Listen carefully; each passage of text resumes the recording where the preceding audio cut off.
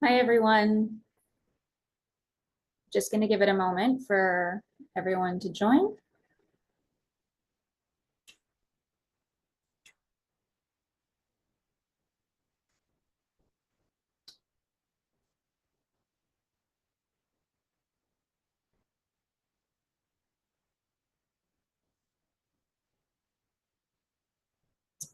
Okay, I can see the numbers racking up as everyone's joining. So I'm going to get things started over here. Thanks everyone for joining. My name is Chantal Dresner. I'm the Vice President of Marketing at Biospace. I'll be moderating today's discussion on how you can break into the exciting biotech industry. So just a few housekeeping notes for today. All the attendee phones are in the listen only mode. Questions are absolutely welcome. Please submit them via the Q&A. They are anonymous to other attendees. We're going to do our best to answer all of the questions at the end of the session, but given how many people are joining the event today, we probably won't be able to get to them all, but we will try to address as many as we can and at least pick out the most common ones. So for those of you who are not familiar with Biospace, we are a leading news and career site for the life sciences community with thousands of biopharma jobs on our site, as well as daily news and deep dive insights on labor market trends, compensation benchmarking, and career advice. We have two regular podcasts that cover key stories happening in our industry, as well as big picture topics. So if you are pressed for time, as I'm sure many of you are, they are a really great way to stay on top of what's actually happening in the industry. So what is happening in the industry right now? We're going to provide a little bit of context on what has been going on in biotech and pharma. Funding is, of course, the lifeblood of this industry. It's what keeps everything moving. There was a crazy peak in funding in 2021 during the pandemic, and we are now seeing that volume of investment come down a little bit. There have been far fewer funding announcements over the last year, but that was to be expected. It was never going to stay at that peak. And there was still over $18 billion made in biotech investments in 2023. Now, out of those deals that were made, 274 of them were in the US and Canada, with an aggregated transaction value of almost $11 billion. So when you're thinking about the industry as a whole and everything that's going on in the market, this is still an incredibly robust industry, a robust industry to be joining. And when you look back at the investment made in healthcare overall, you see that biotech deals there did come out on top. Now, long-term outlook remains positive. There are over 20,000 drugs in active development right now, and the number of active companies continues to grow. So how does that relate to employment? If we look at employment in the US following the Fed's rate cut, the US economy added over 250,000 new jobs in September. That was actually well ahead of expectations, and the national unemployment rate is actually starting to trickle down a little bit after it had been climbing through the last few months. So specifically looking at the job market and how it's related to biotech and pharma, what you see here is actually the average number of jobs posted on Biospace. So we specialize in biotech, pharma jobs. You can see the number of jobs on average live on Biospace month by month. So this is over a 2-year period. You can see over the last 2 years that number has declined, but things are not dire. Things are actually really holding steady right now. I'm not going to pretend that the job market hasn't been competitive, but as of our last survey, the majority of companies are hiring. 62% of those hiring companies are looking for people in R&D. There is definitely an appetite for early careers talent, particularly as many of those organizations are looking to diversify. They're looking to build long-term talent pipelines and establish partnerships. So, a really big thank you to Johns Hopkins for helping us put this webinar together. They really helped guide the discussion for today based on feedback from their students on what questions they have about entering the job market and breaking into the biotech industry. We have a very phenomenal panel gathered here today to discuss the best way to get your first biotech job. They all have extensive specialties in talent acquisition and recruitment specifically in this industry. So I'm going to have them hop in to introduce themselves so we can get our discussion going for today.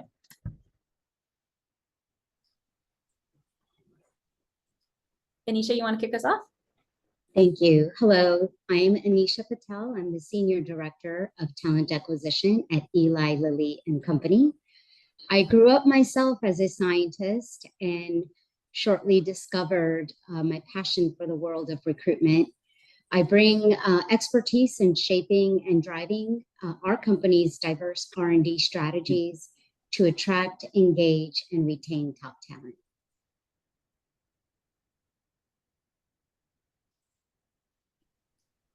I think I'm up next. Hi, everyone. I'm Eric Affin. Thanks very much for joining today. I hope you all get a chance to take away something that's valuable and that will help you on your journey here. I'm currently the Director of Talent Acquisition and New Employee Experience at Vistera. We are a 125-person biotech company outside of Boston. I've been recruiting and in HR for over 20 years. I've worked across multiple industries at companies both small like Vistera and also some large global organizations. Looking forward to tonight hearing from the other panelists, and feel free to find me on LinkedIn. Happy to connect.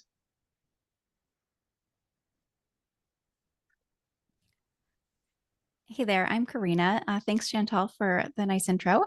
So thanks so much for Biospace and Johns Hopkins. I think these events are so critical, so needed right now. So after I finished my PhD, I founded Recruitomics, which is a boutique biotech talent acquisition consulting firm. And over the past decade, we've hired thousands of candidates for over 90 startup and small companies in the biotech and life sciences and med device space. And last year, I founded a free online biotech career coaching community called The Collaboratory. And I also host a podcast called The Biotech Career Coach, and I write the monthly career coach column for Biospace. So yeah, feel free to connect with me on LinkedIn also. Hey everyone, I'm Kevin Snyder. I'm with Bristol Myers Squibb. I'm part of the early career talent acquisition team as an associate director, and I support our global business operations function. So I help recruit interns, co-ops, fellows, and full-time leadership development program associates into the company. I spent a great deal of my career in the early career space. I'm super passionate about it, as well as the inclusion and diversity space. And I've had prior experience at companies like L'Oreal and Johnson & Johnson doing early career work. And prior to that, mostly human resources generalist type work. But I'm really excited to be here speaking with you all. Thanks for having me. Thanks, everyone. So we're going to dive right into our discussion and get things going. I would love to hear from you to get a little bit of your perspective on what's evolved about the industry from a recruitment perspective in the past few years. You know, what are some of the emerging trends in the industry that new entrants should be aware of? Karina, do you want to kick us off?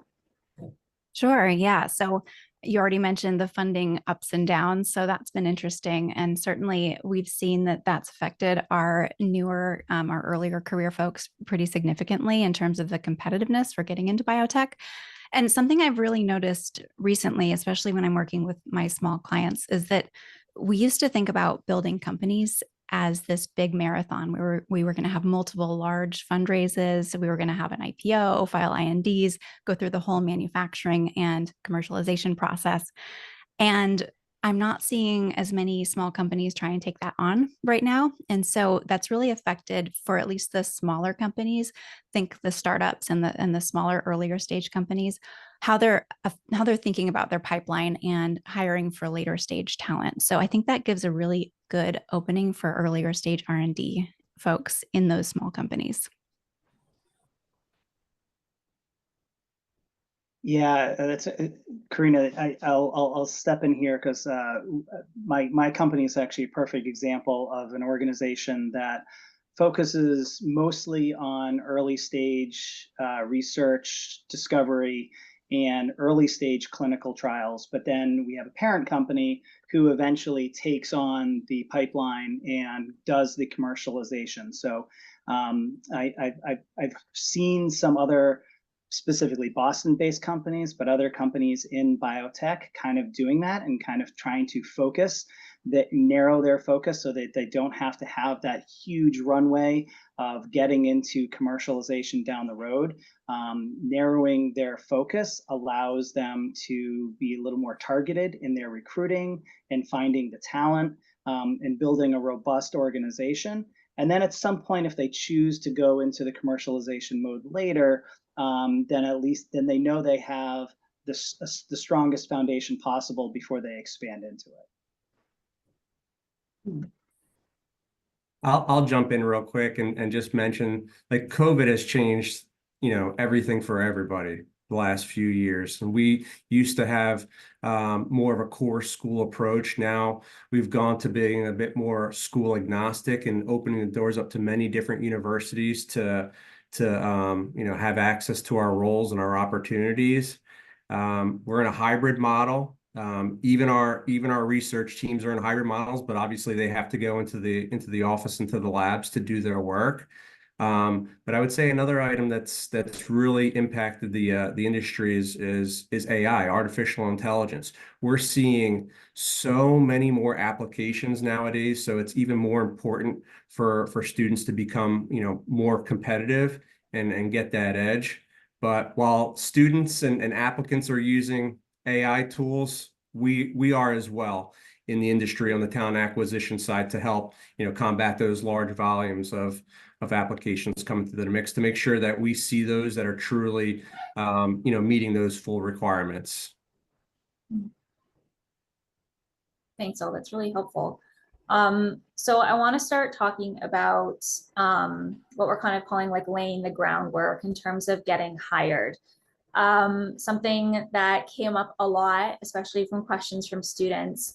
Kevin, and maybe you can pick this one up, but how important are internships and co-op programs in gaining relevant experience? I mean, there's nothing better that you can do as a student than get an internship, a co-op, a fellowship. It's really the best way for you to, try out an industry, try out an area that you might not have a lot of experience in. And it allows you to see a company for what they have to offer as well. It goes both ways. It's not just, them seeing how your skills are, but it's you, testing them out to see if they're going to be a good fit for you at the end of the day.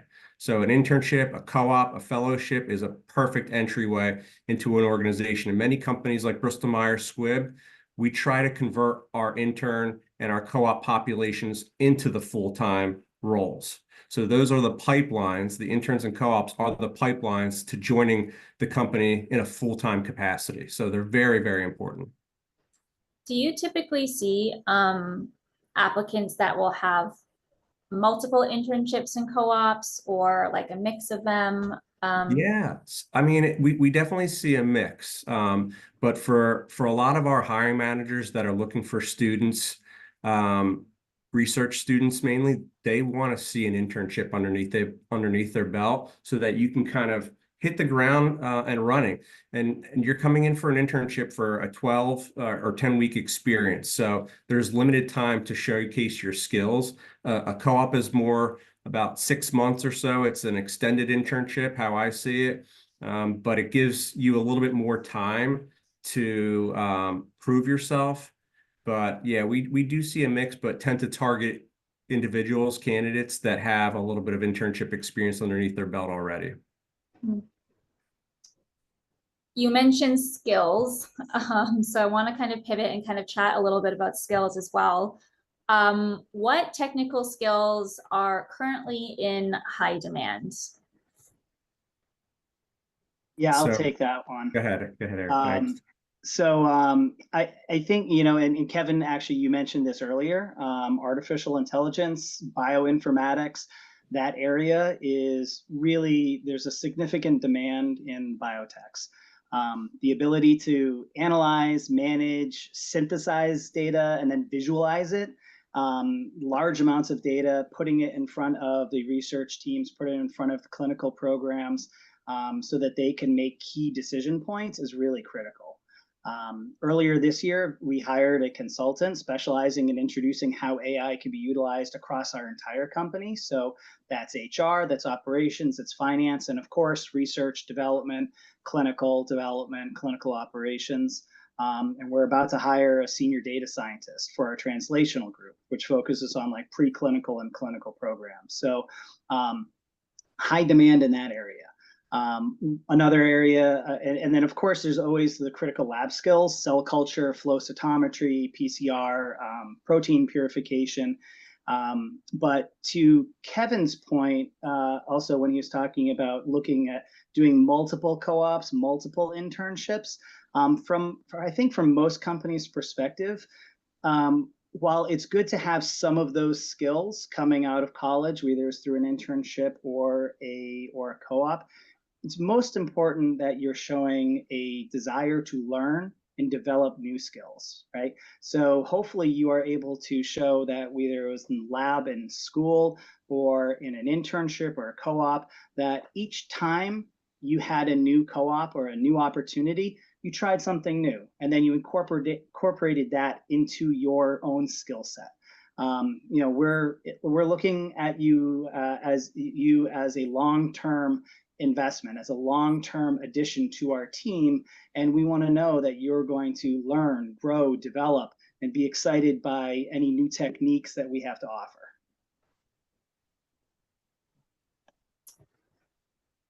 And thanks, Eric. That was really helpful. And skills are, I mean, Eric obviously referenced a lot of hard skills, technical skills there.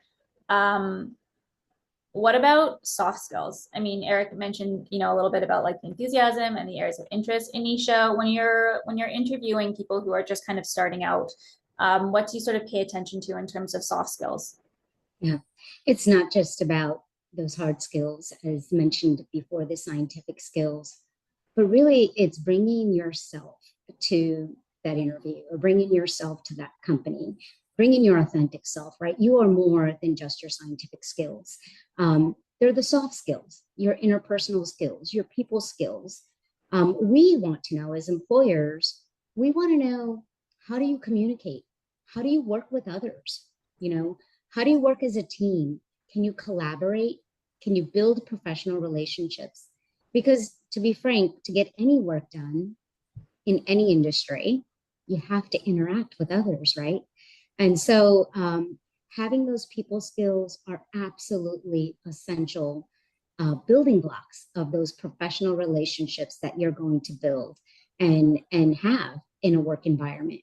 The other critical skill, and Kevin mentioned, you know, some things about critical skills, critical thinking, problem solving skills, creativity.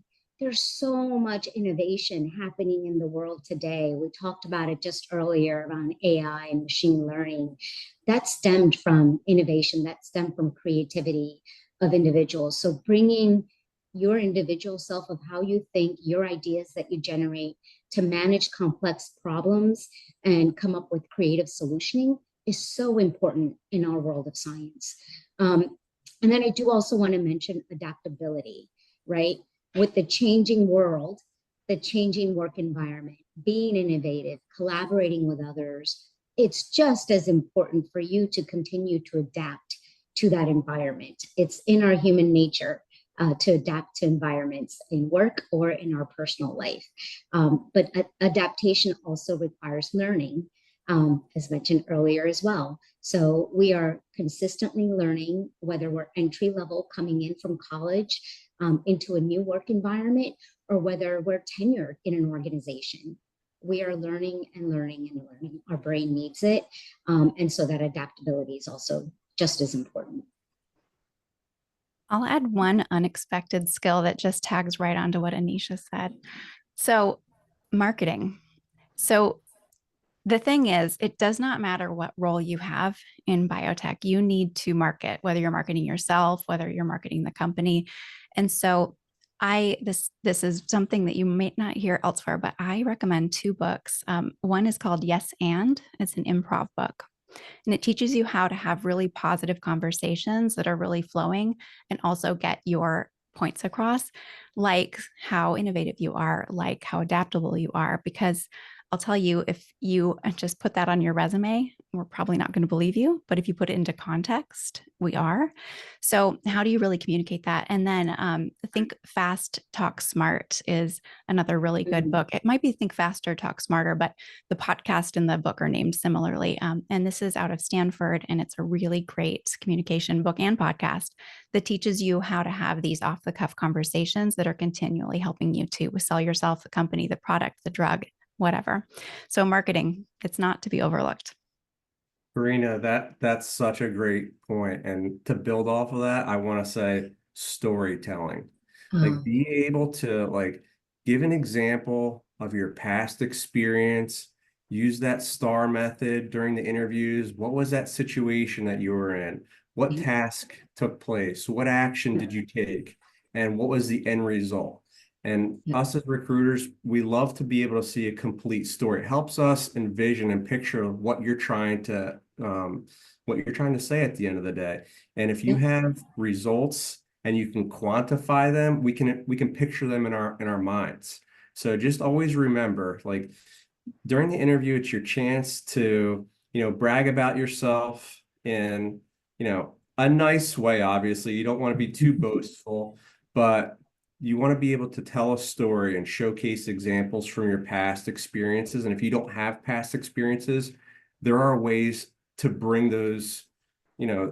qualities to the table through coursework, through group work at school, obviously through internships or co-ops or any kind of job that you might have been in the past. There's ways to bring those, that storytelling through. 100%, Kevin. I do want to add that if if you don't have the experiences, as Kevin mentioned, your experiences on campus. So think about the clubs that you participated on or a club that you started on campus. Those are all real examples that you can use in that STAR method, that storytelling method, to give us an idea of your soft skills, right? How you adapt, what's your creativity, marketing yourself, talking about the passion that you have and what inspires you to wake up every morning and go to class. Like those are things that we can then look into and find those soft skills. So I am getting a lot of questions in, and I know that we're saving time for Q&A at the end, but since we're talking about it right now, I'd really like to just kind of raise some additional questions. Even before we get to talking about interviews, which I know we're going to kind of get to, but someone had mentioned, screening resumes, for example, and I'm getting questions about, how do you ensure that your resume gets past screening? How do you ensure that your resume stands out? Talking about the high volume of applications that you're receiving, people coming in, even if it's just to get an internship, if it's to get that kind of, first foot through the door. What advice do you have for, the students or like early stage folks on the call to get that resume to that point where it's actually getting looked at and they're like setting themselves up to actually get that interview? Yeah, I have a couple quick thoughts on these, and I'm sure, and this is definitely not the only things you need to consider.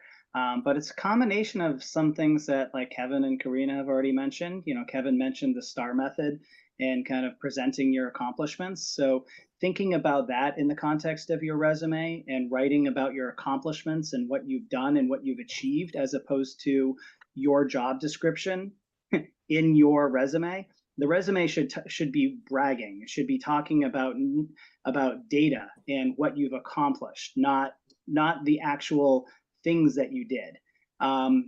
So that gels into what Karina was saying, marketing, right? So people have heard SEO, search engine optimization. So you want to put in the right keywords. If you have a skills section, you want to mirror what you have in your skills, put that into the context of what you did and what you accomplished. So if you brag about using certain sets of skills up top, then you also want to include them in the accomplishments. So that's one way to make sure that sometimes the filters make you a stronger candidate. If a company is using artificial intelligence or some other form to screen resumes, I know that we're fortunate. We're a small enough company. We have 125 people. We do get pretty good volume on our on positions. I specifically do ask the hiring managers, and I help them out if I need to. I want them to go through each resume, even if they're only spending 30 seconds on it. I don't want them dismissing it for any superficial reason. I think each resume needs to have some eyeballs on it, because you might miss something. So while companies definitely do rely on artificial intelligence and other screening techniques to whittle down a set of resumes. Hopefully there are companies out there that are also looking at the resume, but marketing, making sure you have the right keywords, making sure you have the right skills, and telling stories in your resume. It's the pickup line. It's the dating thing. You want a phone call. That's what your resume is designed to do, is to get a phone call, and to get an email from somebody. Yeah, and I would just add, make sure a lot of people are reviewing your resume. Career services, make sure your friends are reviewing it. If you have a mentor, make sure they're reviewing. The more eyes you can get on your resume to make sure it's buttoned up and appealing to other people, the better you're going to be. Your resume is a living document. It's going to constantly evolve. Every year or every few months, you should be updating it. But I would say, like, just make sure that you're running it by the right people. Some recruiters, we get thousands of resumes. So if there's spelling errors on your resume, or if there's formatting issues, it's not going to make it past. And those are simple things that you can fix, so just be mindful of the details when you're putting your applications through. I think it's even, oh, go ahead. Go ahead, Karina, sorry.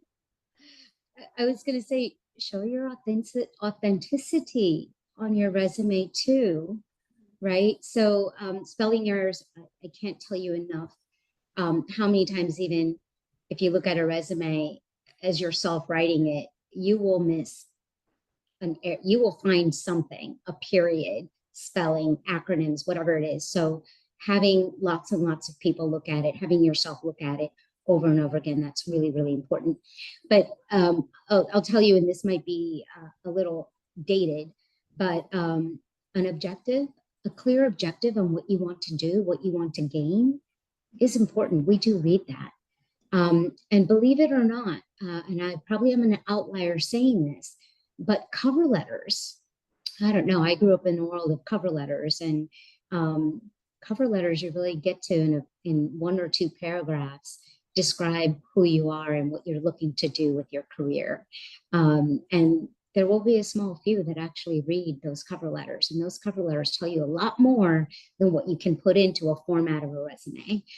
So if the applicant tracking system or the career site allows you to do it, by all means, write that cover letter.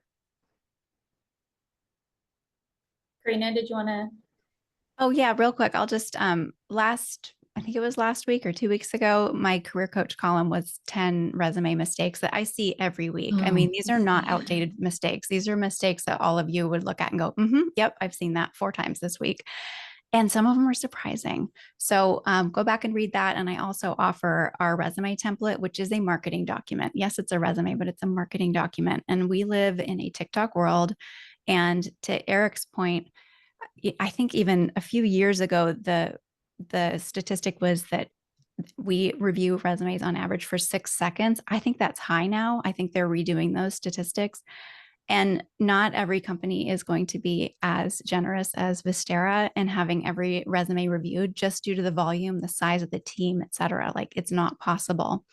So you need to make a marketing document that within a second I can look at and I can understand why you applied for this job. So that's really where that marketing comes in. So I encourage everyone to take that very seriously. When I see a block of text, when I open the resume, I honestly cringe a little bit. And I'm sure everyone here is the same. It's like, oh, we have hundreds more. I just want to add one more point, because if you apply to a job and there's thousands of applications, how else do you set yourself apart besides having a fantastic resume? That's networking. That's through LinkedIn. That's through conferences. That's through career fairs. There's so many folks out there on LinkedIn that would love to hear from a student or somebody that applied to a job at their company, especially if they're the hiring manager. The hiring managers love to get involved in the recruitment too. So find out, do your research, but be tactful about it. You don't want to go and email or inbox or LinkedIn the CEO asking for, you know, a job update of a role that you recently applied to, but do your research and find out who those folks are. There's a ton of information out there that you can find out through LinkedIn, and that'll hopefully help give you a little bit of a leg up by bringing your name to the conversation, by making those, you know, building out those networks. Yep, all really good points. Thank you. So I do want to transition in to start talking about what is sometimes the most challenging part of kind of landing the role, the interview. So I do kind of want to start talking about those things and what you recommend. So early on in careers, or whether it's for like an internship position or an interview for a co-op position, sometimes the experience that the candidate has is fairly minimal, right? It's new, it's maybe their first role. So there's not necessarily a lot of experience to necessarily draw upon. So when you're looking for those things, how can candidates demonstrate the things that you're sort of valuing? Like, how can a candidate demonstrate in the interview their problem solving and critical thinking abilities during that hiring process? Kevin, do you maybe want to pick that one up? Sure. You mentioned something there, Chantal. You said valuing. That's a really important point, because a lot of students might come in, thousands of students might come in on an even playing level, right? So how do you set yourself apart? For me, it's showing the passion. It's showing the urgency. It's showing, you know, the innovation. Those are some of our core values at Bristol Myers Squibb, and that's how we interview candidates, based off of our core values. So when you're thinking about applying for a company and you go apply to a role and you get that interview, that first interview is probably going to be with a recruiter that's just doing a touch base, that's wants to make sure that everything on your resume is what you say it is. And then hopefully they'll pass you through, and then you might get more of a behavioral based interview that's going to be pulled from some core values like urgency, innovation, passion, accountability. So what I like to do and what I tell students is build your examples off of a company's values, because if you do that, they're going to start asking you questions and you're going to have these examples ready to go in your mind. So I would say, you know, interviewing is definitely practicing.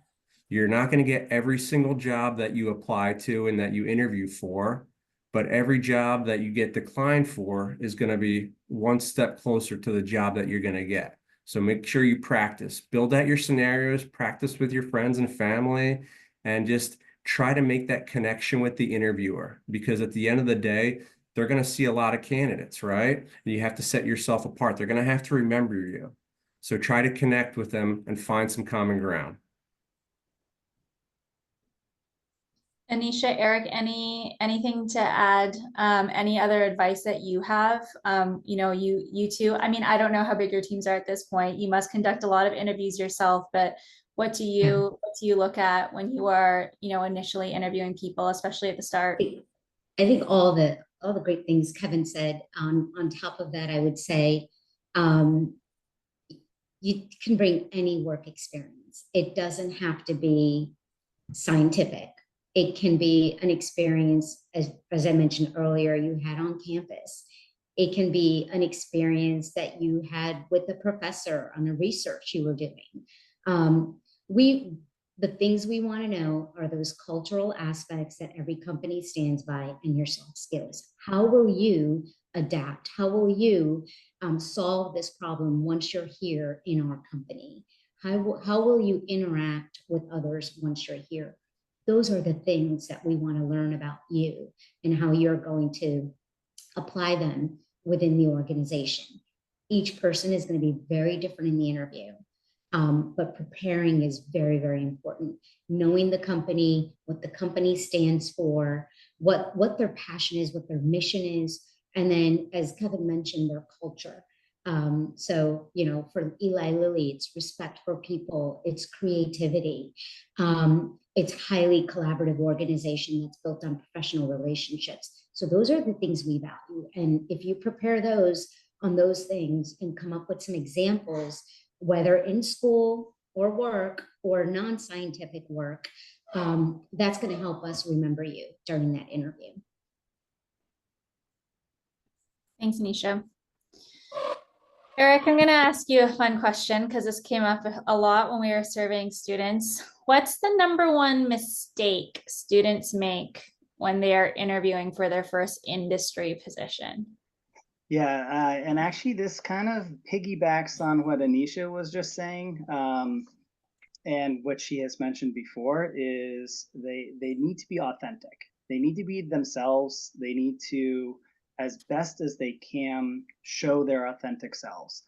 I think that sometimes students will get so bogged down into practicing and like focusing on giving the answer that they think that the company wants, that they don't inject themselves into it, right? And you can practice all you want, but the main reason why you should practice your answers is so that you can get relevant facts across while still being yourself. And you're not memorizing an answer, you're not memorizing an example, you're being your authentic self. And I would say, never mind the company evaluating you. I think it's a self-preservation thing for a potential new employee going into an organization. If you are your authentic self in the interview, and then you feel accepted, you feel the culture is the right fit for you, you feel connected to the people that you interview with, you're going to last a long time in that organization and you're going to have a great experience there. If you pretend to be somebody else, if you try to put on a different perspective, if you're not your authentic self, when you start on that first day and that first week and that first month, and what you have sold the company was somebody that's not quite you, you're going to find a difficult time navigating being yourself in that organization because you have presented yourself as somebody that maybe you're not. So I think the biggest mistake people make is, presenting themselves as a version of what they think the company wants, not what you are, and be proud of the accomplishments you have, brag about them, be yourself, be your authentic self. Thanks, Eric. I'm going to kind of circle up with everyone now and have you kind of all offer your sort of top piece of advice for the folks on this call, and then we're going to move into the Q&A. So what is your kind of biggest bit of wisdom that you would like to impart on those listening on today before we move over to the Q&A? I'm going to say, don't stress about your job applications. Don't stress about getting your first job. Be intentional about the company that you want to join. Join with purpose, right? That aligns with your purpose and your passion, and your natural self will come out and you will do great. So if you didn't get that first job, you didn't get that second job, it's okay. You will have the right job. Trust me, you will. Just be patient. I would say ask for the job too. Make sure you ask about next steps. I've interviewed so many candidates and we finished the interview. It was a great interview, and then the candidate doesn't show any interest about next steps. They don't show passion about wanting the job. We know that, if students are coming in, with the same skill sets and maybe some of the same experiences, they're on even ground, right? The candidate that has the passion, that wants the job, that asks about next steps, that says, hey, this is exactly what I want. Like, those are the people that we're probably going to consider and pass through the next rounds. So don't forget to ask for the job. If you want it, you got to want the job too at the end of the day, but make sure you ask for it.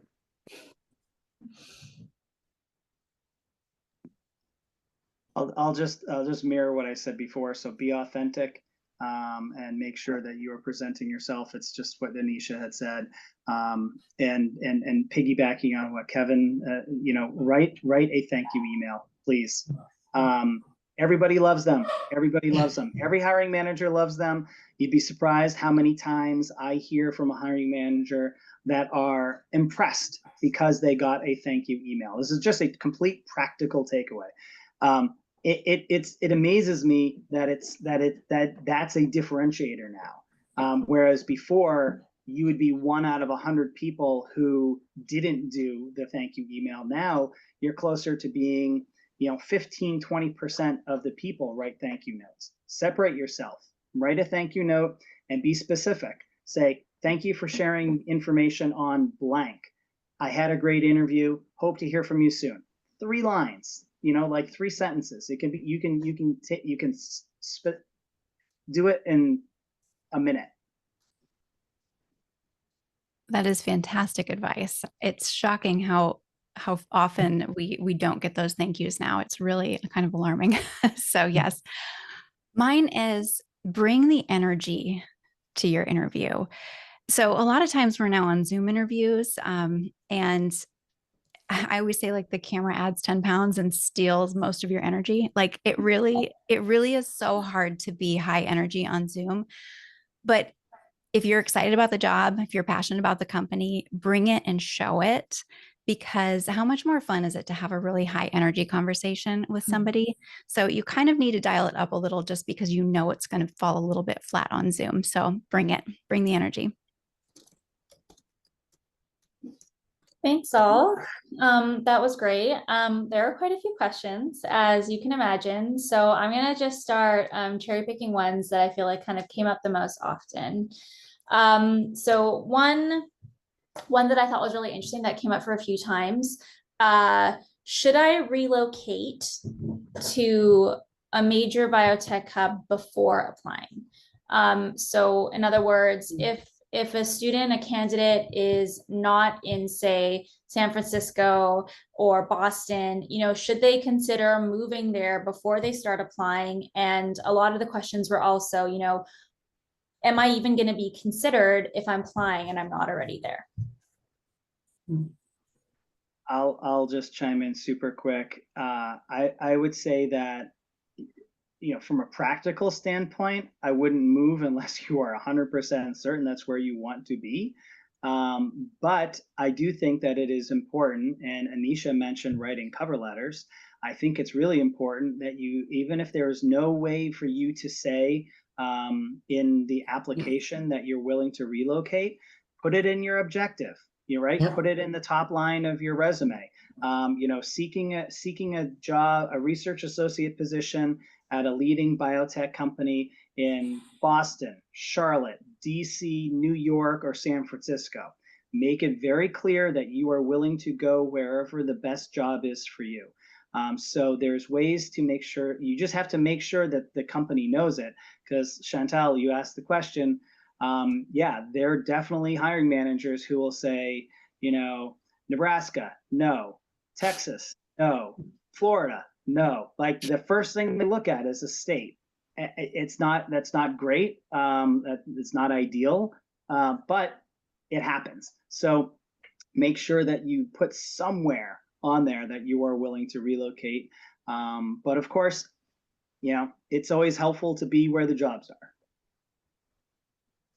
I tell folks as they're writing their resumes too, this comes down to personality, right? You want to put a little personality into your resume. So not just willing to relocate, but if you feel comfortable with it, happy to relocate or excited to relocate, so that it comes through just a little bit stronger. Again, we're bringing the enthusiasm. But if you are graduating from a school in Wisconsin and there aren't a ton of jobs there and you are genuinely excited, say that. Another piece of advice is remove your address from your resume. Just have your email and your cell phone number, or the phone number that you want to be contacted at, so that employers don't really even see what state you're applying from. But it does make sense to follow the science. And if you want a job in in biotechnology, you're probably going to have to relocate at some point. Okay, here's another interesting one. How, if you're a candidate who hasn't been working for a little while, or they've maybe been out of school for a little while, but don't really have much industry related experience, and there's kind of a little bit of a gap, how would you approach discussing that or addressing that, either in your application or in the interview? I'm going to go back to my cover letter or objective. It's a great place for you to state why there's a lapse in employment, or, why you haven't been able to find the ideal role for yourself, and then talk about what you can bring to the table. It's okay. You don't have to have consecutive employment. It's okay. You don't have to have your first job. This could be your first job that you're applying to, but focusing on those skills, right? Those skills are important. People skills, your technical skills, your scientific skills. Showcase them on your resume. Great, thank you. I'm gonna pivot a question on about research. So I'm getting a lot of questions about breaking into R&D and getting kind of your first R&D role. So I'm gonna maybe like lump a few questions here into one to see if we can kind of get a little bit of a conversation going around it. One of the questions that came up was, how do you distinguish yourself as a researcher, particularly if you're maybe only coming out of academia? How do you apply for R&D roles if your only research has been in academia? And then there was kind of like a flip question on the other side when it comes to hiring and recruiting and looking for talent. What's the biggest challenge for recruiters when they are hiring grads into, early R&D type roles? Anyone want to kick us off? Sure. Okay. So we hire, research associates that have recently graduated, similar to, Kevin mentioned co-ops and interns, and converting former co-ops and interns. We average three or four a year from like Northeastern or other local programs here in Boston. We are typically looking for people who showcase their learning, their ability to add skills and to incorporate them into what they want to do next. When you're applying to smaller companies, I think you want to highlight your versatility, your adaptability, your willingness to do anything that is needed.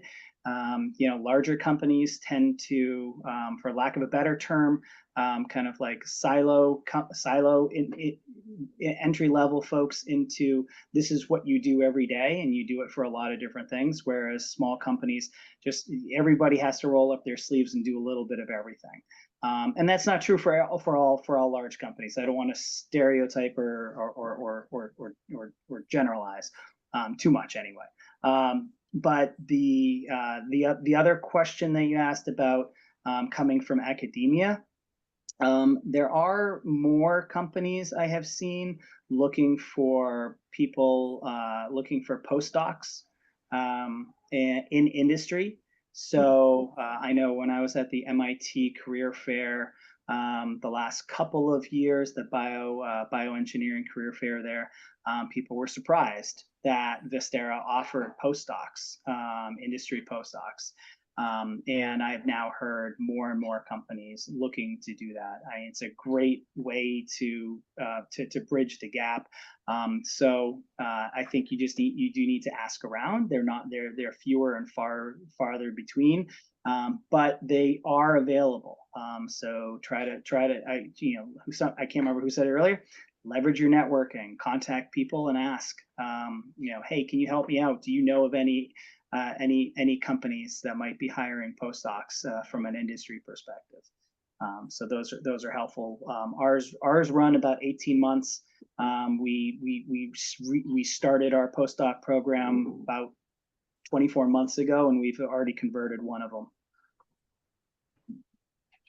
That's awesome. I would echo Eric's comments as well. There are there's research opportunities that many students will do in college environment, working under a PI. They may even publish, or they may even do a poster presentation.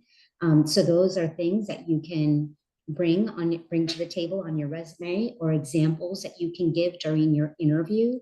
And those are relevant when you're applying to your first industry job. So speak to those research opportunities and that you've had in that campus environment. If you haven't, like I mentioned earlier, it's absolutely okay. Talk about some of the skills that you learned in school and the courses that you've taken, whether it was a physics lab or an organic lab. Talk about the instruments that you utilize to conduct your lab experiments. Showcase them on your resume. Eli Lilly as well has many, many programs for entry-level talent. We have Skills First program. We have an apprenticeship program, fellowship, co-op, internships, postdocs as well. And we have continuing education as well to many of the scientists that are within our R&D function. It is true. It's not just about your experience that's relevant to us. It's about you in the end. It's about you showcasing your experience on campus, your life experience, and your any other work experience when you're considering employment with the company. So hope that was helpful. Yeah, and Eric mentioned here in the Boston area, we have Northeastern co-ops, which, I mean, we all use Northeastern co-ops. They're fantastic, and we hire a lot of them. And a lot of schools don't have a program like that, or even research facilities, or even really good labs where you can kind of cut your teeth on modern instrumentation.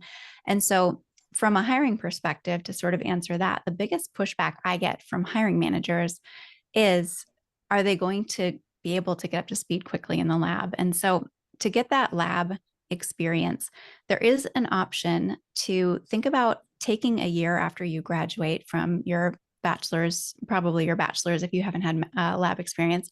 And if you want to jump into industry, consider doing a research associate position in academia, a paid position where you can do a year with working alongside PhD students, master's students, and really getting that mentorship and using modern equipment, really good equipment, and then parlay that into your first industry position. That's one really easy way to go for it. That's actually a really good segue into what a lot of questions are being posed right now is a bachelor's degree enough? Do I need a master's? Do I need a PhD? How important is it that I have an advanced degree? Depends on you. I would say it Anisha. depends on you and your passion in that science and that degree that you want to pursue. You know, if you want to get that master's, go ahead. If you feel like you want to invest the research and the skill to become a doctorate level candidate, go ahead and do that. Follow your passion, follow your interest. From an employer perspective, doesn't matter. You know, you can have a bachelor's and have a phenomenal career in life sciences. You can have a PhD and have a phenomenal career in life sciences. It's really about you in the end. Yeah, and I think it is very company specific. You know, some companies have very distinct career paths. You know, I'll say our organization is very open. We hire research associates, both that have just completed their masters and that have completed their bachelors. A couple of our directors don't even have any advanced degrees. They came in with their bachelors and they stayed. They didn't go back to school to get their masters. They didn't go back to school to get their PhD. They got on the job training. They had great mentors internally, and they didn't need to. And we're a company that appreciates that they stayed with us. We lose 2 or 3 research associates a year going back to school usually to get their PhD. And then ideally, you know, a few years later, they might come back to us, and that's happened a few times. You know, we usually hire research associates that maybe have a bachelor's degree, and with the idea in the back of our mind that if we can get 2-3 great years out of them, super. Anything beyond that is fantastic. But we certainly encourage them to follow what their passion is. And if their passion is to go get their PhD, and we've been able to give them 2-3 years of great industry experience that gives them a leg up in that program, fantastic. That's great. Thank you.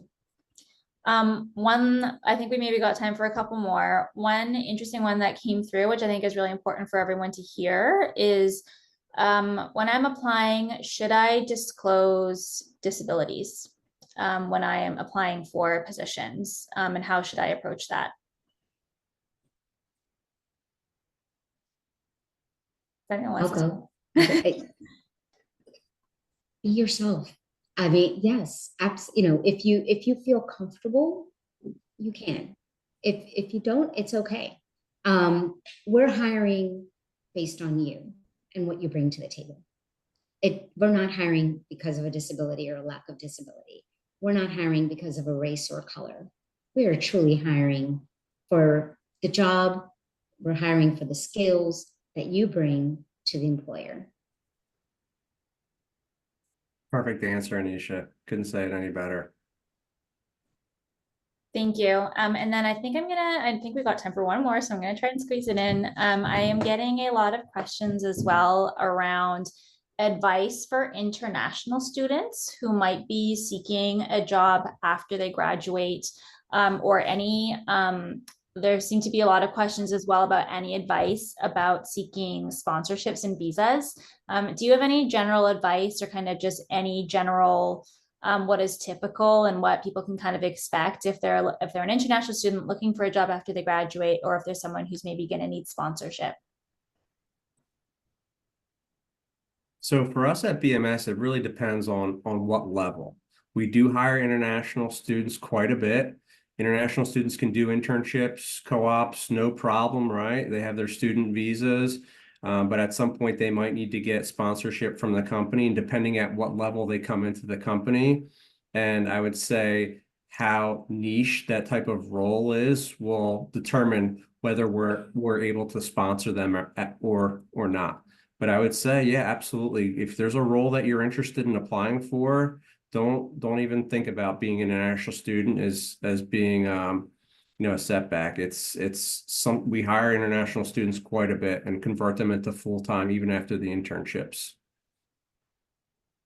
Same answer here. I'd say apply, and we hire based on are you the best candidate, and then it's at that point that we're asking, what's the path for you to join us, and it's at that point usually we're getting a better understanding of what that visa status might look like, and then what the process is. We have an immigration attorney that we use. We connect people. We make sure that we walk with them through the whole process to make sure that it's as good of an onboarding process as we possibly can make it. And sorry, Anisha, go on. I'm just gonna say ditto.